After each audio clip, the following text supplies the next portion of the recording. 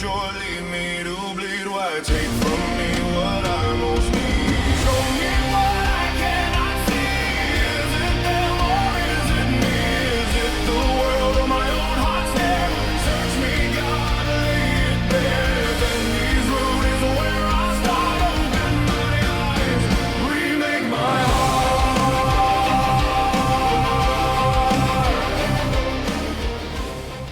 Episode 7. Lay It Bare. Part 2. The Turn. Chorus 1. Show me what I cannot see. Is it them or is it me? Is it the world or my own heart's snare? Search me, God, lay it bare. If envy's root is where I start, open my eyes, remake my heart. There are prayers that are safe to pray. Prayers that ask God for things we already want, already expect, already have a comfortable version of the answer to. Prayers that are really just conversations we've already had with ourselves, dressed in the language of petition and brought to God for confirmation. Most of us spend a significant portion of our prayer lives here, and I don't say that as condemnation. I say it because I know it from the inside. It is easier to ask God for what we want than to ask God to show us what we can't see about ourselves. It is easier to bring Him the list of what we need than to invite Him to examine what our need is actually doing to us. The chorus of this song is not a safe prayer. Show me what I cannot see. That opening line sounds gentle, almost humble, but follow it to where it actually leads and you'll see what it's really asking. It is not asking God to clarify the situation. It is not asking Him to explain why others have what they have, or to justify the distribution, or to help the singer understand the circumstances better. It is asking God to show the singer something about themselves that they cannot currently see. Something in the blind spot. Something that the anger and the accusation and the measuring have been obscuring. Something that, once seen, cannot be unseen. That is not a small request. That is one of the most disruptive things you can ask God for. Is it them or is it me? This is the crack we talked about in the overview. The question that works its way through the anger and refuses to leave. And I want to honor how hard it is to even get to this question. Because the version of the world that envy constructs is clean in its own way. Their fullness, my emptiness. Their blessing, my lack. The lines are clear, the case is tight. And this question, is it me, doesn't just complicate the case, it potentially dismantles it. Because if the root of this is something in me, if envy is not just a response to injustice, but a condition of my own heart, then the resolution doesn't come from the outside. It has to come from the inside. And the inside is the hardest place to work. Is it the world or my own heart's snare?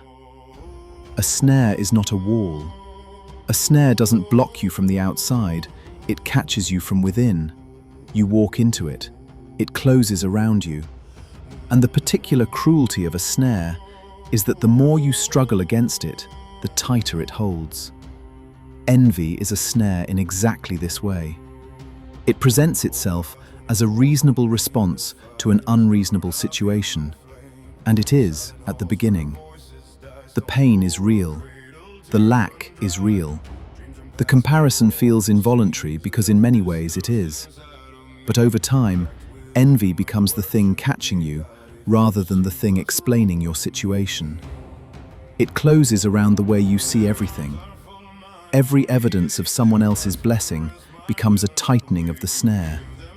Every unanswered prayer, another loop around the ankle. Until you are not free to see anything clearly anymore. Not your own life, not God's hand in it, not the truth of what you actually have or who you actually are. The question, is it my own heart's snare, is the question of someone who has begun to suspect this, who has felt the thing tightening and started to wonder whether the struggle against it has been making it worse. who is not yet sure, but is willing, barely, painfully, honestly willing, to find out. Search me, God. Lay it bare. This is where the prayer becomes dangerous, because this is not asking God to show you something specific and manageable. This is open-ended. This is handing God the flashlight and saying, wherever this leads, go there. Whatever you find, show me. I am done managing what you're allowed to see. Lay it bare. Psalm 139 ends with exactly this prayer. After 30-some verses of declaring God's omniscience, David arrives at the place where he stops talking about God's knowledge and invites it. Search me, God, and know my heart. Test me and know my anxious thoughts. See if there is any offensive way in me, and lead me in the way everlasting. That is not a comfortable prayer to pray. David knew what he was inviting. He knew that the God who formed him in the womb and whose knowledge was too wonderful to attain would find things. That the search would not come back empty. That laying it bare meant it would actually be bare. Not partially, not selectively, not only the parts he'd already reconciled, all of it. And here is what I have learned about this prayer, in my own life, through my own version of this territory. The thing God finds when you invite him to search is rarely what you expected. You go in thinking the issue is the envy, the comparison, the measuring, the anger at others' fullness. And God finds something underneath the envy. Not as an excuse for it, but as its root.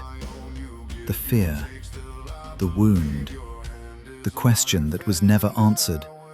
What's wrong with me? That drove the striving, that fed the comparison, that turned longing into accusation. The envy was the symptom. God searches for the root. If envy's root is where I start, that word, root, matters. Roots are not surface things.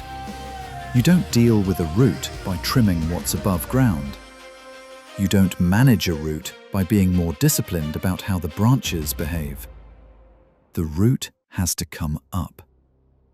And roots, when they come up, take things with them, disturb the soil, leave a hole where they were. This is why the grace that works in part 2 of this song feels less like comfort and more like a fire, because the removal of something rooted is not gentle. It is necessary, but it is not gentle. Open my eyes, remake my heart. 2 requests in one line, and the order matters. First, open my eyes. Let me see what I have been unable or unwilling to see. Let the blind spot be illuminated. Let the snare be visible for what it is. And then, remake my heart. Not repair it, not patch the crack and send me back out. Remake, which means the current configuration is not the final one. Which means what I am carrying into this prayer is not what I have to carry out of it. Which means the heart that built its identity around what it was missing, that drove itself with selfish ambition to answer a question achievement could never answer, that pointed its pain outward and called it an accusation, that heart can become something different. Not by effort, not by resolution, by being remade. This is one of the most theologically loaded moments in the entire song, because it is the first place where the singer stops talking about what God has or hasn't given and starts talking about what God can do, not to the circumstances, but to the person. The shift from "Why did you take?" to "Remake my heart" is the shift from demanding that God change the outside to consenting to God changing the inside. And that consent, however reluctant, however fragile, however arrived at through pure exhaustion, is where transformation actually begins. I want to ask you directly, have you prayed this prayer? Not the version you say when things are going well, not the version you say in a church service surrounded by people. The version you pray alone, in the honest place, when the envy has been heavy long enough that something in you is finally willing to let God look at it. Search me, lay it bare, open my eyes, remake my heart. It is not a comfortable prayer. It may be one of the most important ones you ever pray. Because on the other side of it, not immediately, not painlessly, not without the fire doing what fire does, is a heart that can hold its life differently, that can see its own story without measuring it against everyone else's, that can stand in its own lack without it becoming the whole story, that can, eventually, open its hands. But the prayer comes first. The searching comes first. The laying bare comes first. Are you willing?